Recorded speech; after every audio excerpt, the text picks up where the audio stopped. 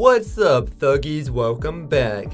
Welcome to a modern day review of LEGO Indiana Jones and the Temple of Doom. Check it out. This is easily one of my favorite LEGO sets of all time.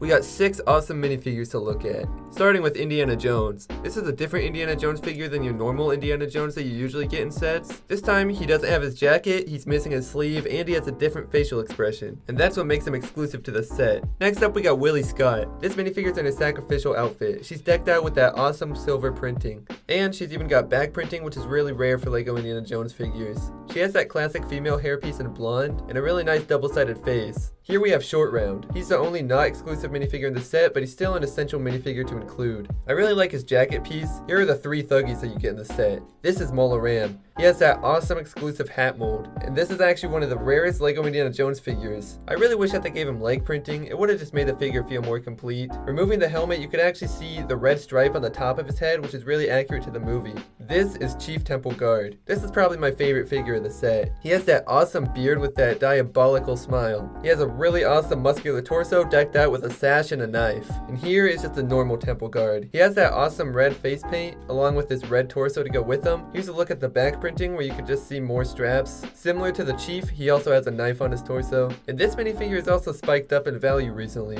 Overall, a really awesome figure selection. Taking a look at the actual temple itself, starting from the top, we got the 3 stones that you could push in and out of the skull that you see here. On top of the skull, we have these horns, which are actually glow in the dark, which I think is really cool. And then you got some random miscellaneous stuff going around the temple, like a snake, a bat, a skull, all kinds of stuff. And it's just a really nice open ground where you could have your minifigures fight. However, if your minifigures just want to escape, there is actually a trap door which could lead into the minecart track. The minecart track was a really nice feature to include in the set, as it's one of the most iconic parts of the movie. The minecart track isn't too practical from my experience, but it's still really awesome that they included it. There is a piece of wood in front of the rails that you could actually push out of the way with your minecarts. Now past that, there's a dip in the tracks that lead into the structure. This structure is pretty cool because after your heroes pass through, you can open up the trap door which will drop rocks on the villains. Really awesome feature. And at the end of the minecart track, we have this bumper, and it can actually flip back once your minecart hits into it. In the middle of the temple, we actually do have this ledge that you can put your minifigures on, maybe if you just want to have them shoot at each other. Nothing too special, but it's still pretty cool. And at the very bottom of the temple, we just have a few extra rooms. This one, if you turn this knob, a sword will actually come out, which I'm not too sure if this is supposed to represent the room where the spikes come down, but either way, it's still pretty cool. Then over here, we actually have a crate that has a pickaxe, a shovel, and some nice crystals in there. You actually do get a pretty good amount of space down there. Taking a look at the instruction manual, which is something I always like to do in these old reviews, you get some awesome pages in the back. You could just go ahead and take a look at them on the screen. Overall, this is a pretty good playset, and I definitely recommend it if you could get your hands on it somehow. Thanks for watching, and subscribe.